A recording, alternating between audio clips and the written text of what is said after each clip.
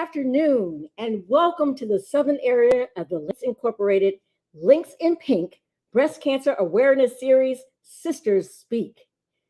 Now, we want you to go ahead and mark your calendar for every Wednesday in the month of October at 12 noon for our pink bag lunch and news you can use. This is all about us working together to save the lives of women we love and those that we don't know and those we know across the world. So let's go ahead and get started. Today's food for thought: panic during the pandemic, a sister's breast cancer discovery during a disaster. I am Sharon Dixon, the Health and Human Services chairperson for the Southern area, and my guest today is Deborah Sweeting. Deborah is also serving as my co-host for the rest of this series, so you'll see her often. Deborah Sweeting found herself in a panicked situation in 2020. As the world was closing around us, hospitals overflowing with COVID patients, untold death and pandemonium, Deborah found herself dealing with an unexpected finding. Let's welcome my co-host, Deborah Sweeting. Deborah, welcome to Sisters Speak, and thank you for your willingness to share your harrowing story with us. Thank you. Thank you for having me. Now we're going to go ahead and get started. I want you to tell us a little bit about your journey, when you were diagnosed with breast cancer, and how did you find out?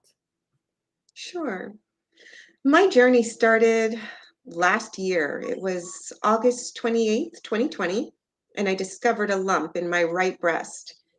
It was one of those moments where you knew this was new, and that quiet inner voice in your spirit says, "Oh God, could this be?"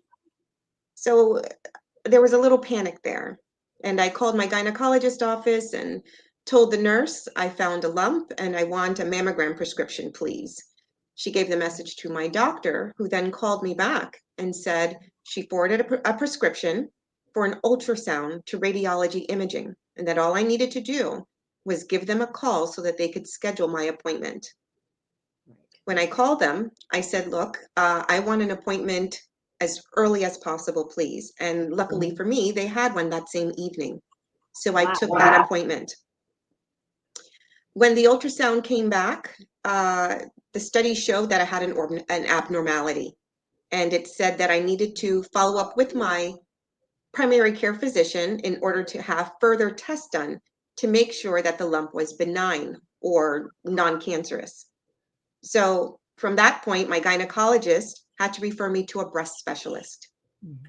And the breast specialist conducted a breast exam, an ultrasound. She did a biopsy of my breast as well as a biopsy of the lymph nodes under my right arm. And in doing so, when she sent that away to the lab, it came back that I had breast cancer. So at that point, my breast specialist had to refer me to an oncologist for treatment. Yes. So to say that 2020 was life-altering is an understatement for me, because the pandemic hit, March? Right. You know, I purchased a new home in June, and then August, I was diagnosed with breast cancer. So with all of the fear and anxiety and worry and uncertainty of the COVID-19 pandemic, I now had breast cancer to also worry about. And that diagnosis meant surgery, it meant chemotherapy, it meant possibly a mastectomy, it meant reconstruction surgery, it meant having your immune system compromised during a global pandemic that attacks your respiratory system. So I was frightened, to say the least. Good grief, I can just imagine. Wow. I mean, so much going on in the middle of a pandemic. Like, you were so lucky to be able to get in and get that test done when you did. Now, can you describe for our audience, what kind of cancer did you have? Okay, that's a great question. Let me start by just first saying I had absolutely no idea that there were so many kinds of breast cancer. I mean, mine happened to be triple negative, right? And so for those who are unfamiliar with that term, it just means that the cancer does not respond to hormone medicines or hormonal therapy. So it's harder to treat. And I later learned that it was one of the most common forms of cancer diagnosed to women of color. Right, right. So, fortunately, triple negative is also one of the most aggressive types. So I'm sure you found that out as well. Yes. Now, fortunately, Facebook audience, we have an expert lined up for next week who's going to just take us through that, the difficulty with this particular type of cancer in Black women, and reiterate why it's so important for us to get our mammograms, get testing early. And by the way, Facebook audience, if you have questions for Deborah here, go ahead and put those in the comments. We're going to address those at the end of our little lunch. You keep eating and we're going to keep talking. So now back to your story. I know this news of not only breast cancer, but an aggressive type had to add stress. Mhm. So what sort of treatment did you receive? I received chemotherapy and immunotherapy, IV infusions every 3 weeks, and had a double mastectomy in the early part of this year in February, and just had reconstruction, breast reconstruction surgery in June.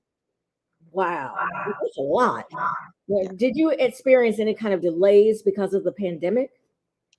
Actually, no, not due to the pandemic, but I did receive delays in receiving my immunotherapy treatment due to the insurance company having to authorize the treatment. So, That's pretty amazing. That's really awesome that you didn't have any delays, because we know that because of COVID, a lot of elective procedures were stopped, and mhm. of course, because we're all quarantined at home, we know there were a number of women who didn't go and get their mammograms to even find out that they had something going on.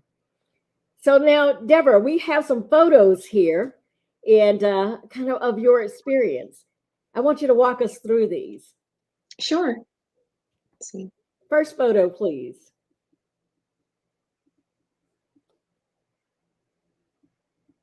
All righty, describe this for me. Tell me what we're looking at. Okay, so I went to Florida Cancer Institute and Research Facility, and you can see there that the facility was modified with those clear plastic screens to try and help us with social distancing and to protect the patients. Yeah, so oh man, I'm so glad they were doing that, and of course they were really trying to look out. You're immune compromised, so of course you're going to be already frightened of that. So these precautions were important. Okay, Absolutely. next photo. Next photo. Oh. Well, that one. Okay. Okay, so this one was actually my very first chemo treatment, which took place on October 12th. So we're coming up to that 1 year anniversary of when all of this started. Treatments were all day. I mean, 8 hours. I would arrive like 8:45. They would do labs, and then I would get 6 to 7 hours infusions of treatment before I was able to go home. So it was an incredibly nervous time for me. As you can see, I covered up as much as possible. I'm double masked. I have eye mask on. I've got my little neck pillow and blanket. The objective here was just to kind of tune everything out and stay calm. At this point, I'm doing a lot of prayer, a lot of meditation. I'm listening to music. I don't know if anyone can see the earbuds, and just trying to relax. Now, seeing that expertise of that mask in place, I mean, just taking care of every precaution. Oh my goodness, all day long. All Wow. day. It All was right. exhausting. Next photo, please. This one here, I'm waiting for the doctor. You can see my chemotherapy port, which is on the left side because the cancer was found on the right side. And for those who are unfamiliar, the port is where the needle is accessed in the port, and the chemo treatment goes in through a large vein in your chest, and it gets distributed through your bloodstream throughout your body. And so the port can also be used to draw blood as well. Okay, excellent. So you keep in the port the entire time? Absolutely. Therapy? Yep. Okay, all right. And then It's again, out now. It's out now, but yes, there you are, double masked and double trying to masked. stay healthy. My gosh, my gosh. All right, next slide, please. Look at this. So this photo, this is where the caterpillar, right, has gone through metamorphosis, all that shaking and transformation of trying to heal and turn into a butterfly warrior. And that's what I call this photo. Ah, you are just as that picture says. You are a warrior indeed. Yeah, but before, look at that face. Before you got this strong face, you had to face a very long road, I see. Yes. And you know what? Mentally, you have to transform from feeling like you're in the mode of survival and saying, you know what? I got to fight this thing. And it's hard. It's hard, but it can be done. Now, you had to describe, you described the treatments to us and what it was like to be in that setting. What about your immediate needs? Like, did you have support? And were you able to have your support with you during your treatments, given the rules that we know are in place for the pandemic? Right. So I live in a multi-generational household, right? My mother is 77 years young. She's here with my daughter and I. I am a widow, so she helps me and provides an insurmountable amount of support. Uh, with that being said, during the pandemic, we quarantined and locked ourselves down just to make sure that we kept Nana safe. But then as time went on and I also became sick, my parents, my father and stepmom, who live close by, also helped with taking me to and from treatments and doctor appointments. So I had great support. My daughter and I had wonderful support with my parents. And as it relates to having a family member accompany me during treatment, that was not allowed due to the pandemic. No visitors were able to accompany patients during that time. However, I do want to share that the nursing staff at the facility, they were very compassionate. They were caring and understanding. Um, and they provided a lot of support. I felt comfortable. And you got to know those ladies and they help to treat you with genuine care, which makes a difference. Well, that's awesome. The nurses are wonderful, but there's nothing like having your family right there with you. There is not, but I want to share one more thing. You're probably not going to believe this, but one of my dearest friends who lives in Orlando was also diagnosed with breast cancer just a couple months before myself. Wow. And yep. And she knew of another girlfriend in New York who was going through the same thing. So the three of us started to share our experiences and our treatments and our testing and just all the results of everything we were going through. And we supported each other immensely. And I'll tell you, it was unfortunate, but it was also very comforting to know that someone who looks like you, who's around your age, who is going through the exact same thing, and you guys are just lifting each other up and helping to pull each other through the hard times. So I call them my warrior sisters for life. Oh my goodness. I'm so glad that they were there for you.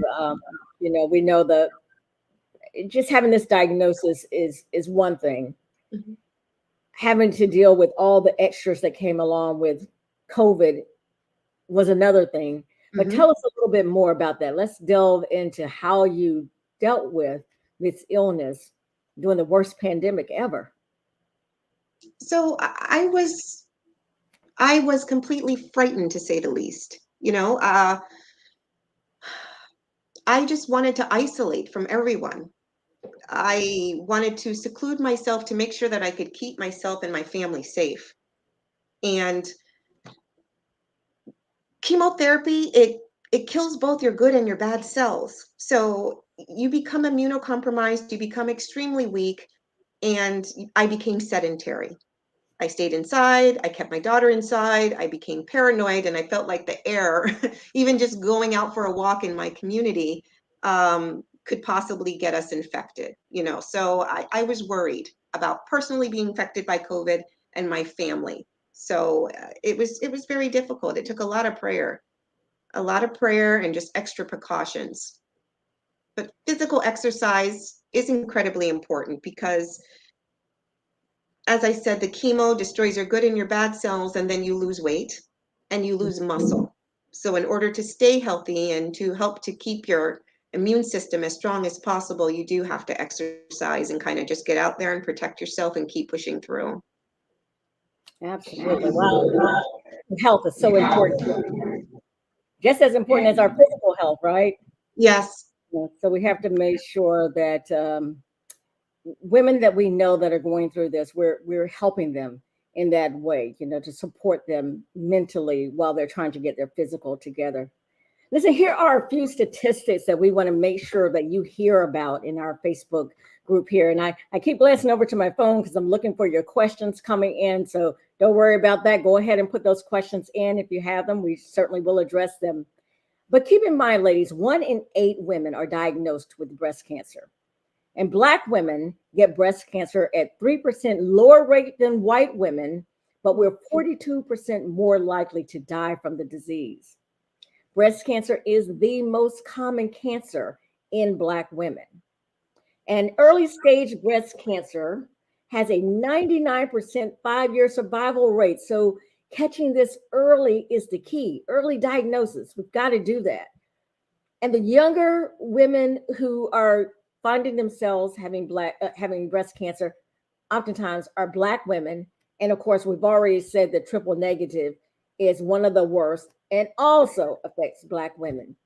So that's why we're doing this work. That's why the education is important and the mammograms are important, and certainly making sure that everyone gets their mammogram. Research is showing us right now that last year, 90%, if you can believe that number, 90% of African American women missed their mammogram. And that was due to the pandemic. And ladies, I hate to say it, I was one of them. So I know there's several of you out there who missed that opportunity as well. So we've got to get back to the business. I had my mammogram on October 1st. As soon as October hit, I had that mammogram. So we want to encourage you, go ahead and get scheduled. Get your mammogram, call your friends. We're going to make this happen this year, right? Yeah. So many community organizations out there are focused on breast health, especially during October. And our organization is especially emphasizing education and mammogram access for women of color. And we have this wonderful new program from our national level called HEAL, Health Equity Ambassador Links, in collaboration with the American Cancer Society. Many of our members are getting trained across the United States to be better able to educate the community about breast cancer, colorectal cancer, and other types. But we are very focused in on breast cancer here. So now, Deborah, I know you participated in that training. Tell us a little bit about what you've learned about the HEAL program. Sure. I was extremely excited to learn about the HEAL program. I mean, breast cancer awareness is near and dear to my heart with everything that I've been through, and I know that helping to transform the lives of others is a part of my divine purpose in life. The HEAL program gives Links the opportunity to be educated by none other than the American Cancer Society, and it helps us to be able to go out into the community and build hope, right? We offer hope, and that hope can help us to turn more cancer victims into actually cancer survivors. And so that's my goal. Early detection through routine monthly breast exams, screenings, like you said, is the key to diagnosis and therefore treatment. Otherwise, if I did not get the treatment that I got and the early diagnosis, our conversation could have been very different today. So That's why, any additional resources, opportunities to learn and build our own knowledge toolkits is so important to us keeping engaged with the community and really delivering the best information we can to our own families and our girlfriend groups. Yep. My goodness. Listen, Deborah, I can't thank you enough for sharing your triumph with us. No, I mean, thank you for sharing, for allowing me to share my story. I mean, I hope it helps someone, even if it's just one person to be proactive about their breast health, then I mean, I'm more than pleased. I just want to do my part to share, because I think it's important for people to see women that look like them and know how to prevent the same thing from happening to themselves. So thank you. Absolutely. Absolutely. Now, we want our lunch buddies to leave with a charge. We always want to give you something to take away from our lunch series. Would you like our audience, what do you want them to chew on over the next? Let's see. There's a lot of things. Number one, you got to know your body. You are your most important health advocate, because nobody knows your body like you do.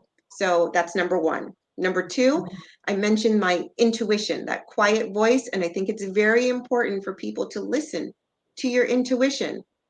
My instincts and decision to act helped me to detect the problem and then receive the treatment that I needed. The diagnosis of triple negative was found at stage 2, which people consider to be early. Again, otherwise, with it being so aggressive, this conversation could have been extremely different, and I'm very grateful that it's not. Number 3, know your history. Prior to this diagnosis, I was actually diagnosed with lymphoma Hodgkin's disease 20 years ago when I was in my 20s. So this is my second rodeo, my second fight with cancer. And then in addition to that, my mother was diagnosed after me, and she is a 16-year cancer survivor, breast cancer survivor. So it runs in the family, even though the sequence wasn't that the older relatives got it before me. I ended up being the first to get it. But this past year with COVID, on my mother's side, we lost 2 family members, and not to COVID. We lost them to cancer, one of her brothers and one of her sisters. So with that being said, screenings, like you said, are a must.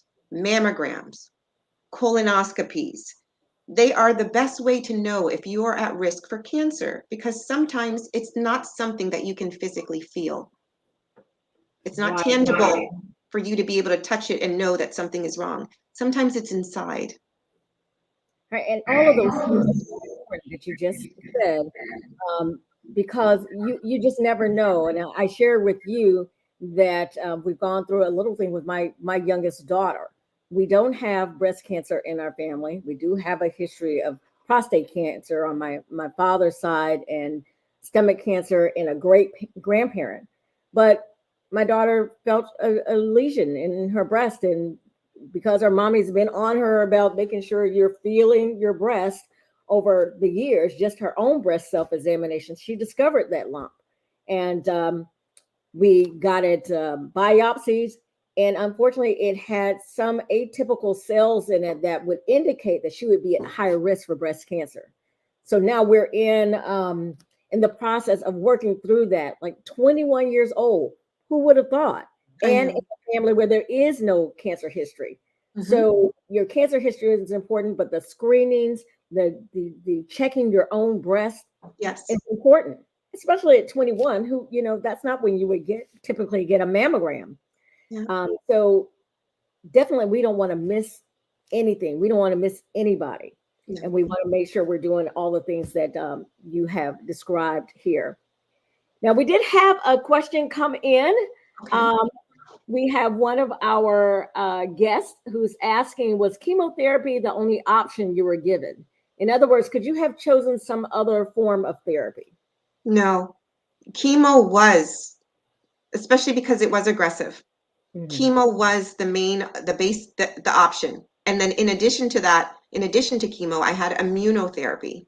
But no, chemo was the main option. Right. And we know there's a few treatment modalities out there, including radiation therapy. But we know that it's all very individualized. It's your treatment is your treatment, and those regimens that they put together are geared toward your specific cancer, how aggressive it is, and all of that. Now, what did you say your staging was? Stage 2. Stage 2, triple negative. So caught early, but still an aggressive type.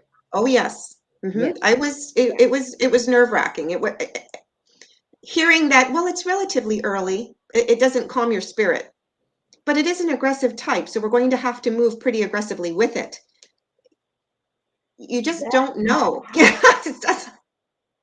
right? So, It's ladies, that's why it's so important what we're talking about today, because you're getting out there and getting that mammogram is just going to get us to an answer we want. We want to hear there's nothing there. But if there's right. something there, we want to hear as much as we can that we're early, Yep. that we have a really good chance of extending life.